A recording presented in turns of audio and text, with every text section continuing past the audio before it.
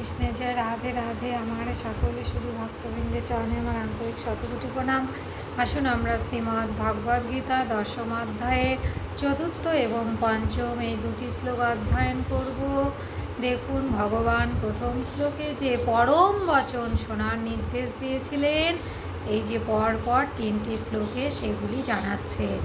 বুদ্ধি জ্ঞানম সম্মোহ ক্ষমা সত্যং দম সম সুখং দুঃখং ভব ভাব ভয়ং চ ভয়ম এব চ অহিংসা সমতা তুষ্টি স্তপ দানং যশ অযশ ভবন্তি ভাবা ভূতানাম মত্ত এব পৃথিবীধা। প্রভু কি বললেন? বুদ্ধি জ্ঞান অসম্মোহ ক্ষমা সত্য দম সম সুখ দুঃখ ভব অভাব ভয় অভয় অহিংসা সমতা তুষ্টি তপ দান যশ এবং অপযশ। প্রাণীদের এই নানা প্রকারের ভিন্ন ভিন্ন অর্থাৎ 20 প্রকারের ভাব কিন্তু ভগবানের থেকেই উৎপন্ন হয়।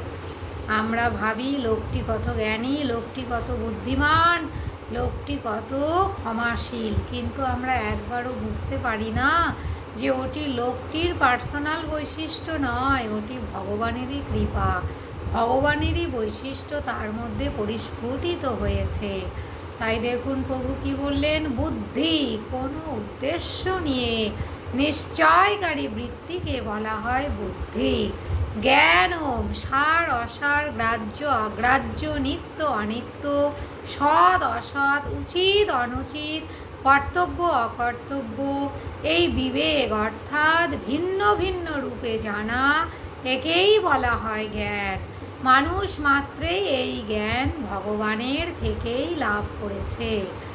অসম্মোহ শরীর এবং জগৎ সংসারকে উৎপত্তি বিনাশশীল জেনেও তাতে আমি এবং আমার এই ভাব করাকেই বলা হয় সম্মোহ, আর এই ভাব না করাকে বলা হয় অসম্মোহ।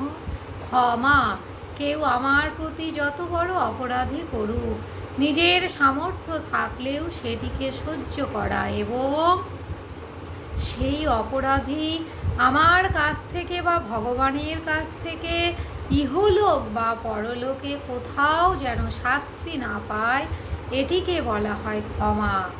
ভবন্তি ভাবা ভূতানাং মত্ত এব পৃথক বিধা।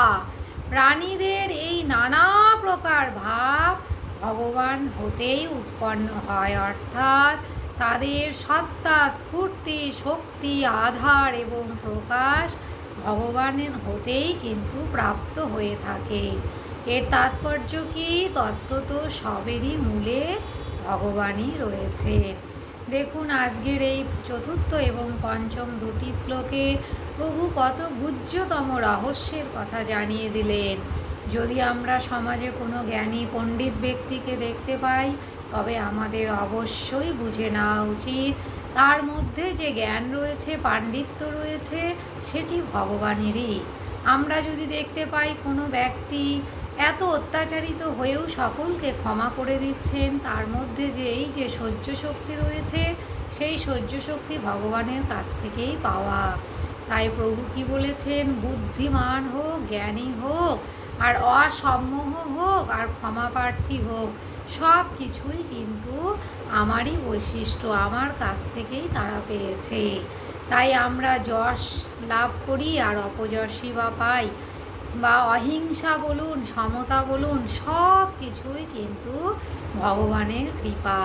ভগবানের কৃপা ছাড়া আমাদের মধ্যে কখনোই ভালো বৈশিষ্ট্য আসতে পারে না। তাই ভালো বৈশিষ্ট্য আসার মেন কারণ কি? ভগবানের অশেষ দয়া।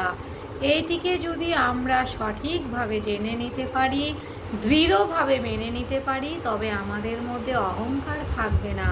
আমি জ্ঞানী, আমি পণ্ডিত, আমি ক্ষমাশীল, এই সমস্ত যে অহংকার যেগুলো আমাদের পতনের দিকে নিয়ে যায়, সেই জিনিসগুলি ধীরে ধীরে আমাদের হৃদয় থেকে দূর হয়ে যাবে।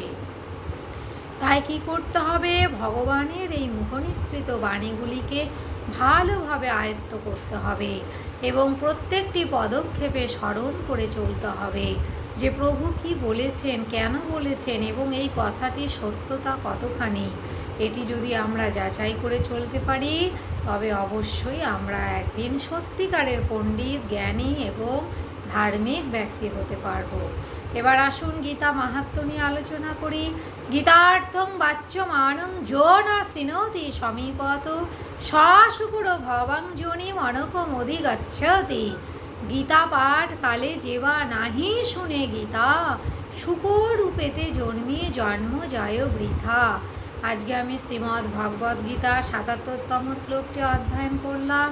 প্রভু কি বললেন, এই যে দেখুন আমি গীতা অধ্যয়ন করছি, আমার আশেপাশে কেউ থেকেও যদি শ্রবণ না করার চেষ্টা করে তবে তার আর মানব জনিতে জন্ম হবে না, শুকর জনিতে জন্ম হবে। তাই যেখানে গীতা অধ্যয়ন হবে আমাদের উচিত সমস্ত কাজ বাদ দিয়ে আগে সেই গীতা অধ্যয়ন শ্রবণ করা, তবে কর্মে নিযুক্ত হওয়া। কারণ আমাদের আসল কর্ম কি, সেটি হলো ভগবানের সেবা। তাই ভগবানের সেবামূলক কর্ম যেখানে হয় সেখানে অবশ্যই সামর্থ্য মতো আমাদের ছুটে যাওয়া উচিত। যদি শক্তি সামর্থ্য থাকে অবশ্যই পাশে গিয়ে বসে শ্রবণ করা উচিত। খুব ভালো থাকবেন। জয় শ্রী রাধে কৃষ্ণ।